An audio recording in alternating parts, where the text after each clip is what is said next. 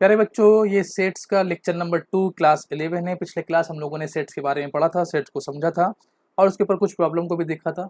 तो आज की क्लास की शुरुआत सबसे पहले हम लोग कुछ सवाल से करते हैं। यहाँ पे दिया गया है कि we write the following sets in the set builder form. ये दिए गए सेट्स को सेट्स बिल्डर फॉर्म के फॉर्म में लिखना है।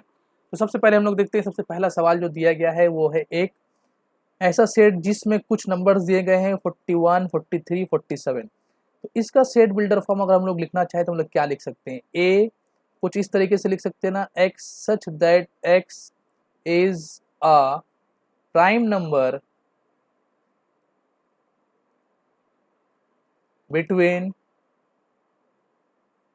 40 एंड 50। क्योंकि यहाँ पे हम लोग को दिख रहा है कि ये जो दो तीन नंबर दिए गए हैं 41, 43, 47, ये प्राइम नंबर है और किसके बीच में, 40 से 50 के बीच में।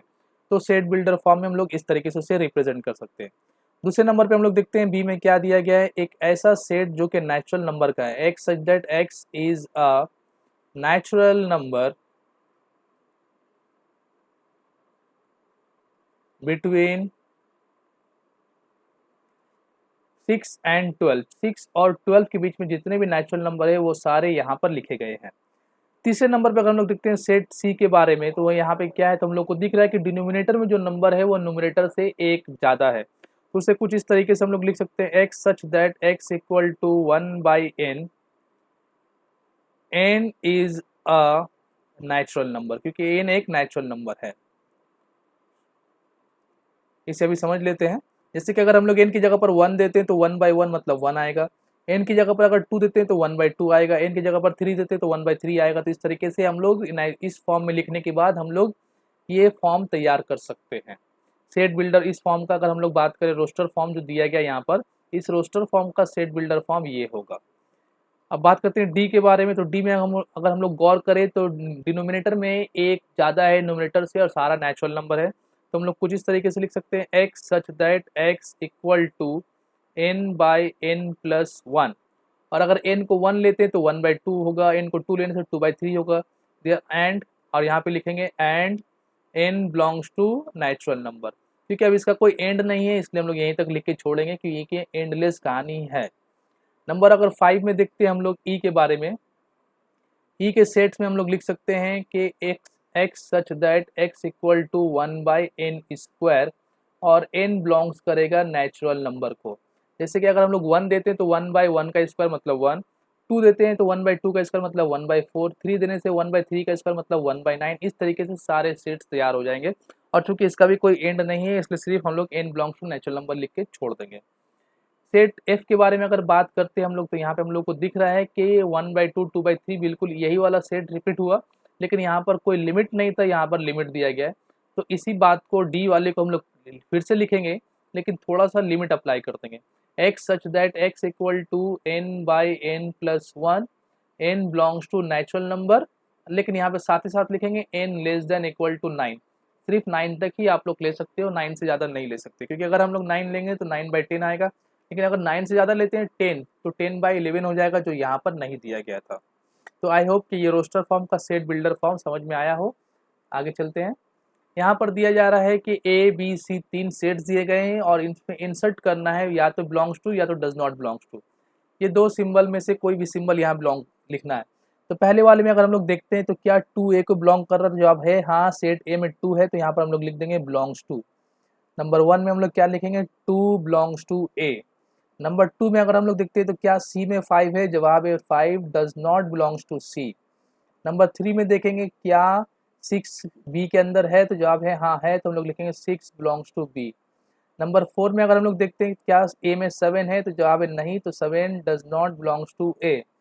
नंबर 5 के बारे में हम लोग देखते हैं क्या बी में 5 है, तो जवाब है हाँ, 5 बिलोंग्स टू बी।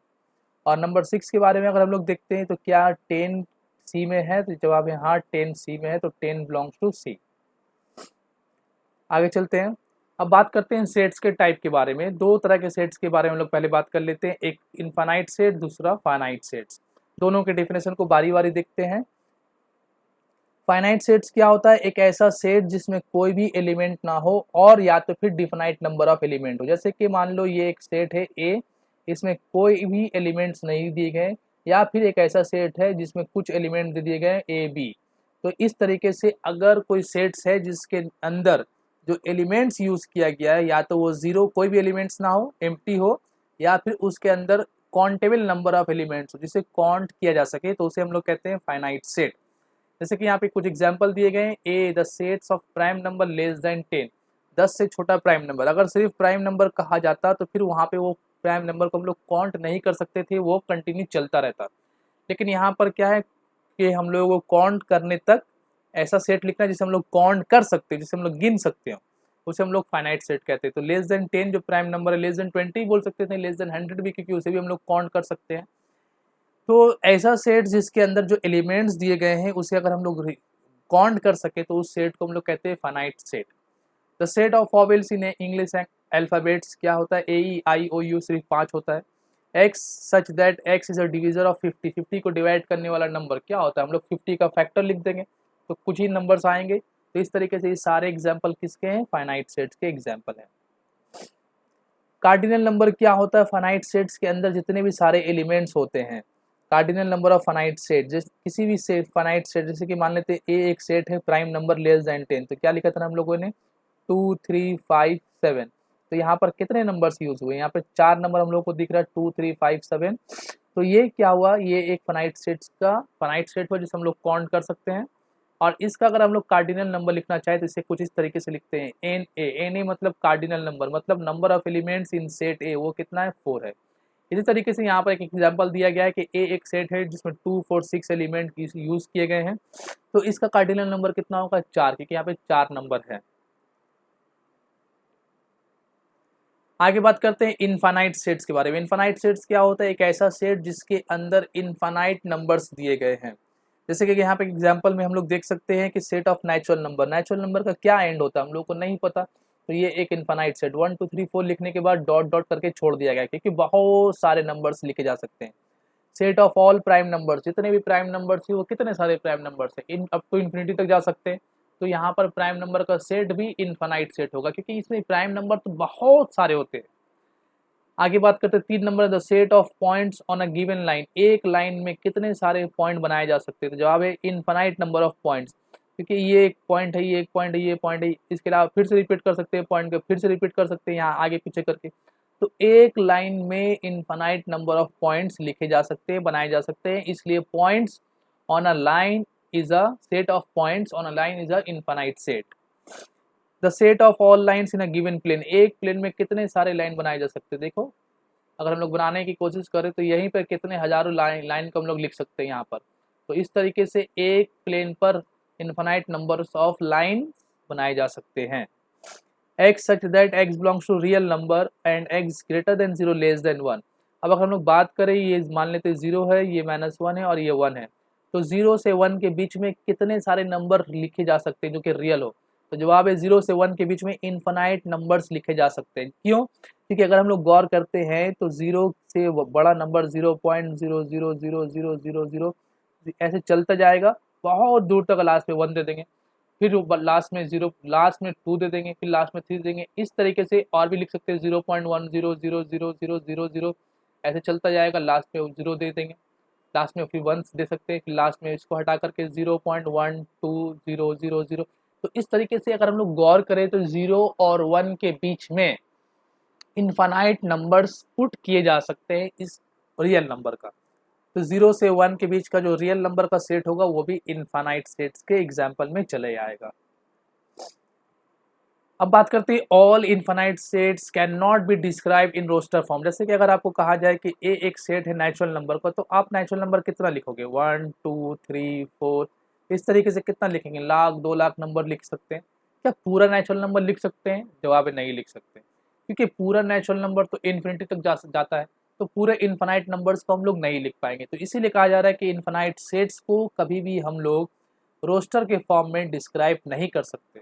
हाँ, अगर इसे हम लोग सेट बिल्डर फॉर्म में लिखना चाहें तो इसे इस तरीके से लिख सकते हैं x such that x belongs to natural number. तो अब ये क्या हुआ, पूरा का पूरा इंफॉर्मेशन चलाया है कि x क्या है, एक नेचुरल नंबर है। तो इसलिए जब भी इनफाइनाइट सेट को एक्सप्लेन करना होगा, डिस्क्राइब करना होगा, लिखना होगा, तो उसे हम लोग रोस्टर फॉर्म में नहीं लिखेंगे, उसे हम लोग सेट बिल्डर के फॉर्म में लिखेंगे। क्योंकि सेट बिल्डर फॉर्म में क्या होता है, कंप्लीट डिस्क्राइब कर सकते हैं उसे हम लोग, लेकिन रोस्टर फॉर्म में उसे कंप्लीटली हम लोग डिस्क्राइब नहीं कर सकते हैं। इस बात का ध्यान रखना है कि इनफाइनाइट सेट्स को हम लोग रोस्टर फॉर्म में लिखने की कोशिश नहीं करेंगे, इनफाइनाइट सेट को हम लोग सेट बिल्डर फॉर्म में लिखेंगे। एम्प्टी सेट और नल सेट क्या होता है, ऐसा फाइनाइट सेट, चूंकि एम्प्टी सेट के बारे में हम लोग पढ़ चुके हैं फाइनाइट सेट में। फाइनाइट सेट क्या होता है, एक ऐसा सेट जिसमें कोई भी एलिमेंट ना हो या फिर उसमें कुछ काउंटेबल नंबर ऑफ एलिमेंट्स हो।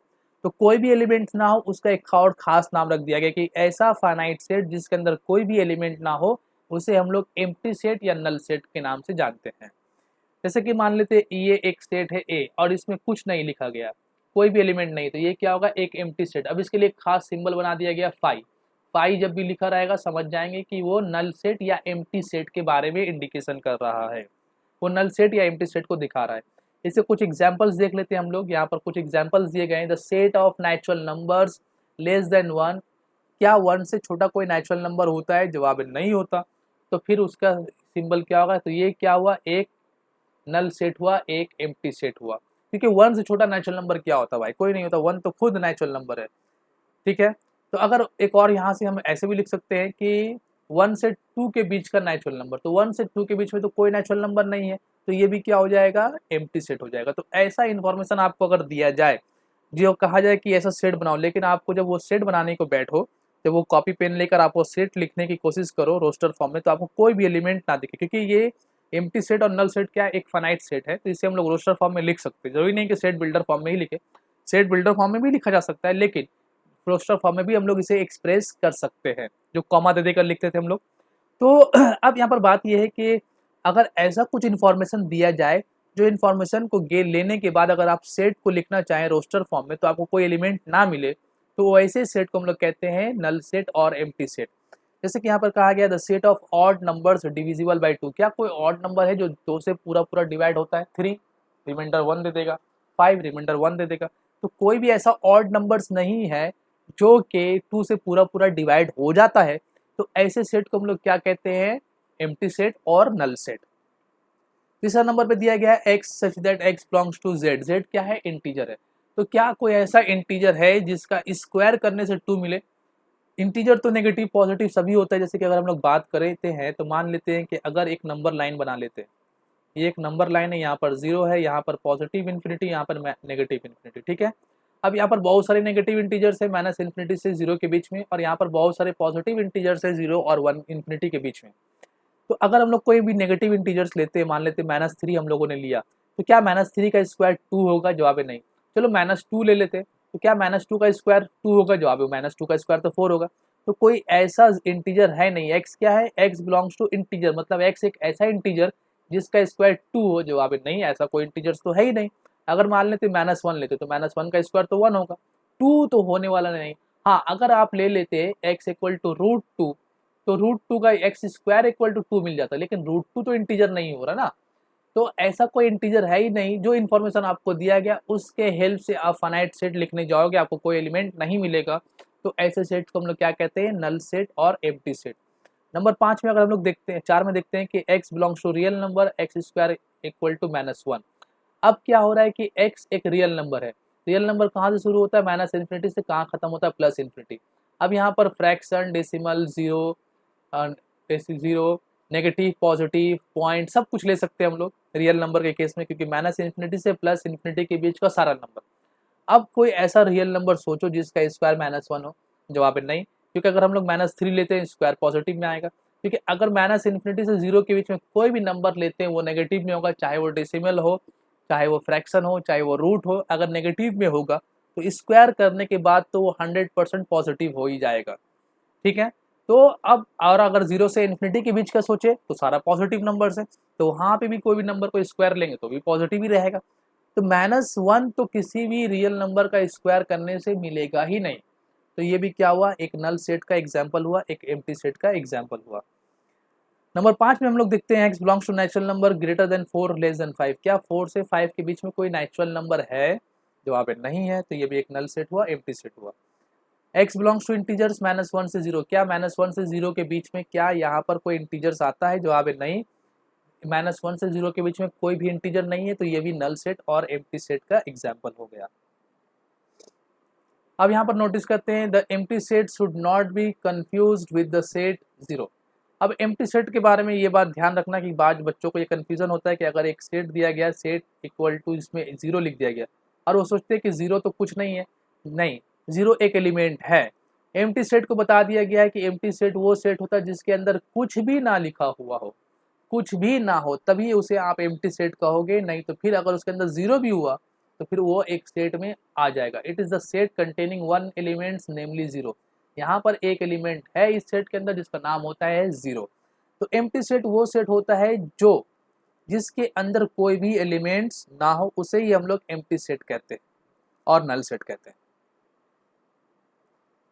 अब बात करते हैं सिंगल सेट। ऐसा सिंगलटन सेट, ऐसा सेट जिसके अंदर सिर्फ और सिर्फ एक एलिमेंट हो। जैसे कि यहाँ पर ए एक सेट है जिसमें एक एलिमेंट है जीरो, बी एक सेट है जिसमें एक एलिमेंट है टू। तो इस तरह के सेट जिसमें सिर्फ और सिर्फ एक ही एलिमेंट लिखा जाए, उस तरह के सेट को हम लोग कहते हैं सिंगल सेट।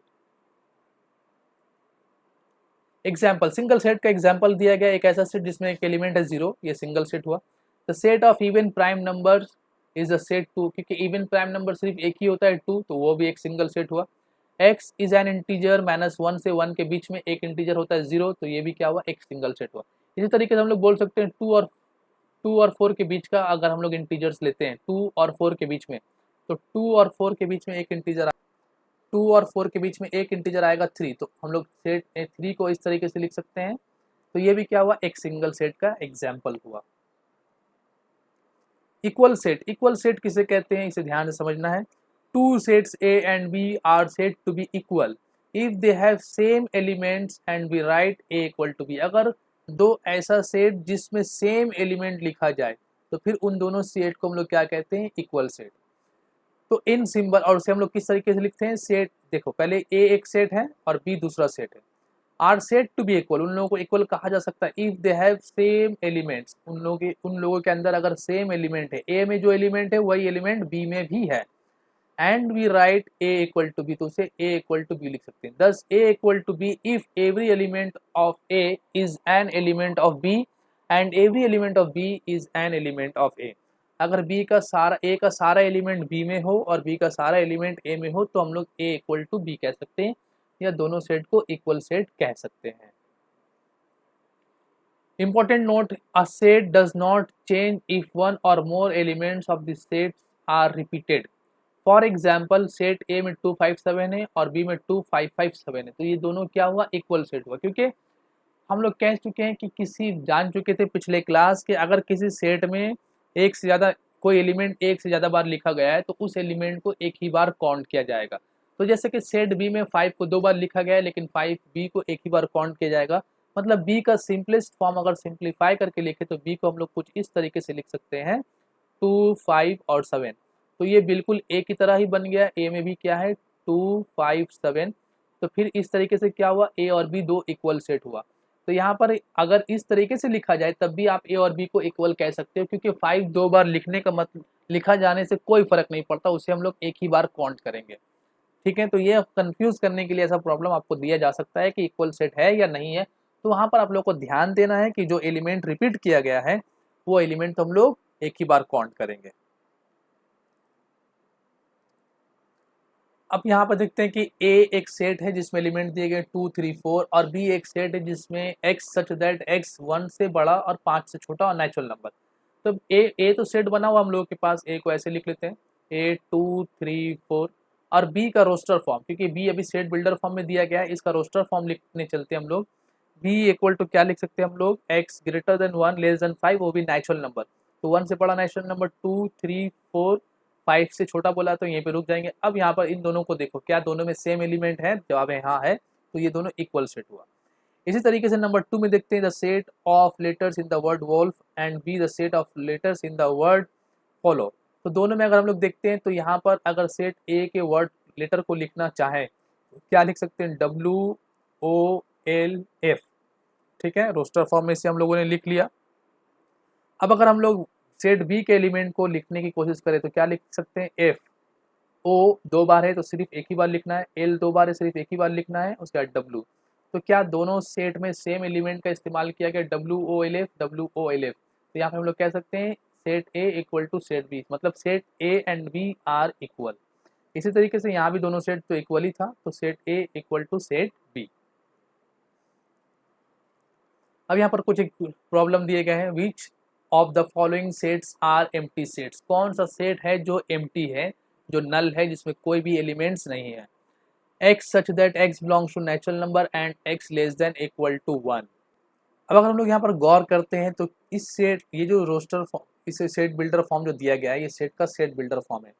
क्या इससे हम लोग रोस्टर फॉर्म में लिख सकते हैं? तो देखते हैं पहले ए। अब कहा गया है कि ए जो सेट है उसमें एलिमेंट्स जो यूज करना है वो लेस देन इक्वल टू 1, वो भी नेचुरल नंबर। तो लेस देन 1 तो कोई नेचुरल नंबर नहीं होता, लेकिन यहाँ पर इक्वल टू 1 दे दिया गया है, तो इक्वल टू 1 तो 1 लिख सकते हैं हम लोग, 1 एक नेचुरल नंबर है, तो ये एम्प्टी सेट नहीं हुआ।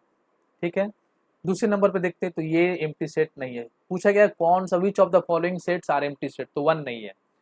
2 के बारे में देखते हैं, 3x + 1 equal to 0, x belongs to natural number. तो b को सॉल्व करते हैं, तो b को जब सॉल्व करते हैं हम लोग, तो इसमें अगर हम लोग पहले लिख लेते हैं 3x + 1 equal to 0, 3x equal to -1, x equal to -1/3।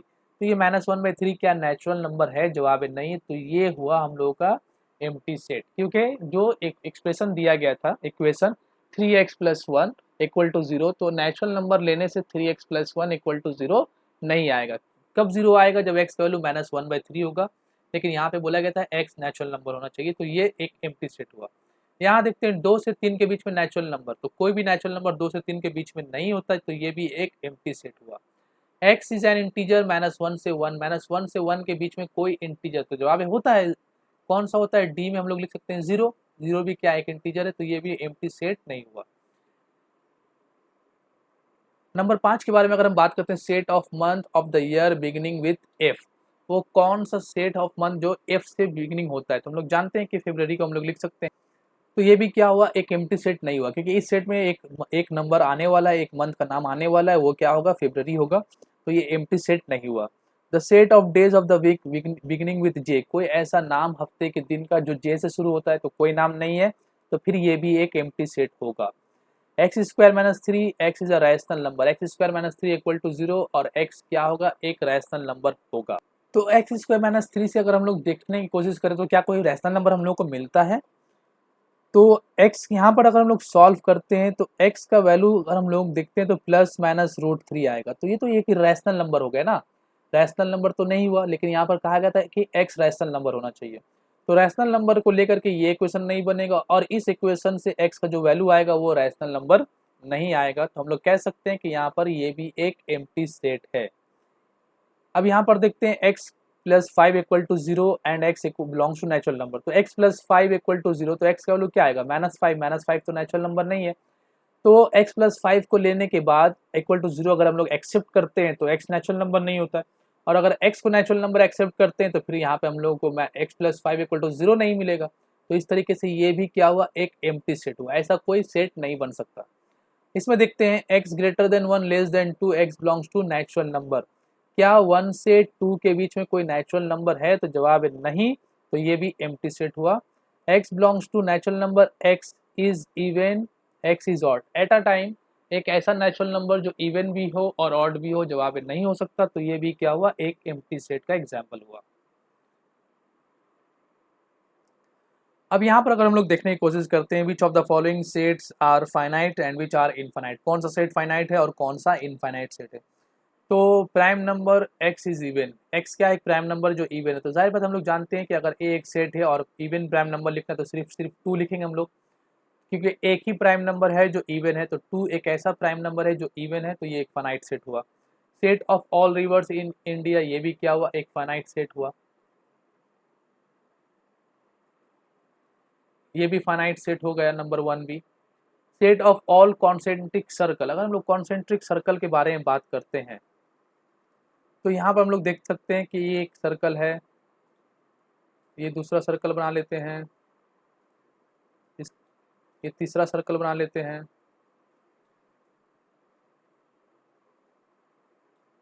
इस तरीके से हम लोग अगर देखते हैं तो बहुत सारे सर्कल बना सकते हैं, कॉन्सेंट्रिक सर्कल, जिसका सेंटर एक ही सेंटर हो सकता है। मतलब हम लोग यहाँ पर एक सेंटर लेकर के इनफाइनाइट नंबर ऑफ सर्कल बना सकते हैं, मतलब infinite number of concentric circle बना सकते हैं, बहुत सारे सर्कल बना सकते हैं जिसका एक ही सेंटर होगा, तो ये क्या होगा, ये इनफाइनाइट सेट हो जाएगा। x is a multiple of 2, x is an integer, 2 का मल्टीपल कितना सारा इंटीजर्स होता है, तो जवाब इनफाइनाइट नंबर्स, इनफाइनाइट ये भी हो जाएगा। Which of the following sets are finites और इनफाइनाइट्स, कौन फाइनाइट सेट है और कौन इनफाइनाइट, तो ये क्या होगा, ये फाइनाइट सेट होगा क्योंकि set of months of a year 12 महीने होते हैं। ये क्या होगा, ये इनफाइनाइट सेट होगा क्योंकि यहाँ पे कोई एंड नहीं दिख रहा नेचुरल नंबर का। ये भी नेचुरल नंबर है 1 2 3 अप टू 100, तो ये फाइनाइट सेट होगा क्योंकि ये काउंटेबल है। The set of positive integers greater than 100, 100 से बड़ा पॉजिटिव इंटीजर्स क्या होगा, बहुत सारे लिख सकते हैं हम लोग, तो ये क्या होगा, इनफाइनाइट सेट हो जाएगा। The set of prime numbers less than 99, ये भी क्या हो जाएगा, फाइनाइट सेट हो जाएगा क्योंकि लेस देन 99 तो हम लोग फाइनाइट नंबर को काउंट कर ही सकते हैं, जो जो प्राइम नंबर है। State whether each of the following sets is finite और इनफाइनाइट सेट, कौन कौन सा सेट फाइनाइट है और कौन कौन सा इनफाइनाइट सेट है, ये बताना है। तो यहाँ पर set of lines which are parallel to x axis, तो एक्स एक्सिस के पैरेलल हम लोग इनफाइनाइट नंबर्स ऑफ लाइन खींच सकते हैं। जैसे कि अगर हम लोग यहाँ पर देखते हैं तो ये एक्स एक्सिस अगर है तो इसके पैरेलल बहुत सारे लाइन खींचे जा सकते हैं, कोई एंड नहीं होगा, ऊपर भी होगा नीचे भी होगा, तो इस तरीके से parallel to x axis infinite numbers of line बनाए जा सकते हैं, तो ये एक इनफाइनाइट सेट्स का एग्जाम्पल हो जाएगा। अगर हम लोग दूसरे नंबर पे देखते हैं set of all letters in English alphabet, तो ये क्या होगा, फाइनाइट सेट होगा क्योंकि 26 लेटर्स होते हैं, तो ये फाइनाइट सेट हुआ। The set of numbers which are multiple of 5, 5 का मल्टीपल जो नंबर्स है, कितने सारे नंबर है, तो जवाब होगा इनफाइनाइट सेट क्योंकि 5 के मल्टीपल्स तो बहुत सारे नंबर बनाए जा सकते हैं। The set of animals living on earth, earth में जितने सारे एनिमल्स है क्या उसे काउंट किया जा सकता है, जवाब एक किया जा सकता है, तो ये क्या हुआ, फाइनाइट सेट हुआ। The set of circles passing through the origin, 0,0 से कितने सारे सर्कल पास किए जा सकते हैं, तो ओरिजिन से हम लोग एक पॉइंट से हम लोग बहुत सारे सर्कल को पास कर सकते हैं। 2 पॉइंट से हम लोग एक ही सर्कल को पास कर सकते हैं, 3 पॉइंट से एक ही सर्कल को पास कर सकते हैं और 2 पॉइंट से कुछ सर्कल को, लेकिन 0 पॉइंट से हम लोग, अगर हम लोग बात करें एक ही पॉइंट से, तो एक पॉइंट से हम लोग इनफाइनाइट नंबर ऑफ सर्कल्स बना सकते हैं, तो ये इसका भी जवाब क्या होगा, आई होगा। अब बच्चों यहाँ पर दिया गया है कि from the sets given below pair the equal sets, कौन सा सेट किसका इक्वल है ये हम लोग को बताना था। जैसा कि हम लोग अगर सिंपल तरीके से देखते हैं तो कुछ कुछ जवाब तो हम लोग डायरेक्टली दे सकते हैं। जैसे कि यहाँ पर ए और एफ इक्वल हो रहा है, 1 2 3 4 हो रहा है, इसमें कोई दिक्कत नहीं, हम लोग को दिख भी रहा है तो हम लोग लिख सकते हैं सेट ए और सेट एफ इक्वल सेट है। पी क्यू आर एस अगर हम लोग इसे गौर करते हैं तो P Q R S B और जी से मैच कर रहा है, तो ये दोनों इक्वल सेट हुआ, तो हम लोग लिख सकते हैं set B equal to set G हो रहा है। सी और डी 1 4 9 16 1 4 9 16, सी और एफ ये दोनों आपस, सी और ई ये दोनों आपस में इक्वल हो रहा है, C set equal to set E. D के बारे में देखते हैं डब्ल्यू एक्स वाई जेड, तो एच से मैच कर रहा है, डी इक्वल टू एच हो जाएगा। और 2 से X greater than 2 less than 3 natural number null set हुआ, X square plus 1 equal to 0, तो ये भी नल सेट हुआ, तो पी और क्यू दोनों नल सेट है, दोनों आपस में इक्वल होगा। अब बच्चों हम लोग बात करने जा रहे हैं कि सबसेट ऑफ अ सेट, एक सेट का सबसेट क्या होता है, इसे हम लोग समझ लेते हैं। यहाँ पे हमेशा सबसेट और जब भी सेट का बात किया जाएगा तो वहाँ पे हम लोग हमेशा 2 सेट को कंसिडर करेंगे। जैसे कि यहाँ पे ए और बी आर एनी 2 सेट्स, तो कोई भी 2 सेट्स हम लोग ले लेते हैं, एक का नाम ए रख लेते हैं और उसमें कुछ एलिमेंट्स है मान लेते हैं, और दूसरे का नाम बी रख लेते हैं, उसमें भी कुछ एलिमेंट्स है, ठीक है। Then B is called a subset of A, तो हम लोग बी को कहेंगे कि बी जो है, B is a subset, B किसका सबसेट है, सबसेट ऑफ ए का सबसेट है। कब कब ये लिखेंगे B is a subset of A, लेकिन यहाँ पर एक कंडीशन अप्लाई होगा कि कब ऐसा कह सकते हैं हम लोग कि बी ए का सबसेट है, तो जवाब है if B is also the element subset of A, if every element of B, के बी का जो भी एलिमेंट होगा, बी के अंदर जो कुछ भी लिखा जाएगा, बी के अंदर जितने भी सारे नंबर्स दिखेंगे आप लोगों को, is also an element of A, वो सारा का सारा ए में होना चाहिए। बी के अंदर जो कुछ भी लिखा जाए, जो भी नंबर्स हो, जो भी अल्फ़ाबेट्स हो, जो भी इंफॉर्मेशन से आप फाइनाइट सेट बनाते हो, वो सारा का सारा नंबर सारा का सारा वैल्यू ए में भी होना चाहिए। इफ एवरी एलिमेंट, हर एलिमेंट ऑफ बी का हर एक, इफ एनी वन नहीं बोला गया, एवरी बोला गया, if every element of B is also an element of A, then हम लोग कह सकते हैं कि B is a subset of A. आप सिंबलिकली कैसे रिप्रेजेंट करते हैं, इसे इस तरीके से रिप्रेजेंट करते हैं। इसी बात को B is a subset of A को हम लोग कुछ इस तरीके से लिख सकते हैं, B is a subset of A, ये सिंबल हुआ, ठीक है। और हम लोग ऐसे भी लिख सकते हैं उल्टा करके, ए इस तरीके से बी, ठीक है। बी इसे कैसे रीड करते हैं, इसे रीड करते हैं, इसका मतलब होता है इसे रीड करना है सबसेट, तो B is a subset of A. यहाँ पे लिखा गया B is a subset is read as B is content in A और B is a subset of A. ऐसा ही बोल सकते हैं कि बी ए के अंदर है। A is a proper subset, B read as A contains B और A is a superset of B. इसका मतलब क्या हो रहा है कि ये देखो बी यहाँ पे क्या रीड करेंगे हम लोग, B is content in A, और यहाँ पर क्या लिख रहे हैं, ए कंटेन्स बी, तो दोनों में फर्क हो रहा है। देखो यहाँ पर इसका मतलब क्या हो रहा है कि बी ए में है, और यहाँ पर क्या हो रहा है, ए बी को अपने अंदर रखता है, तो दोनों का मतलब तो एक ही आ रहा है, लेकिन लिखने का अंदाज और बोलने का अंदाज सिर्फ चेंज हो रहा है।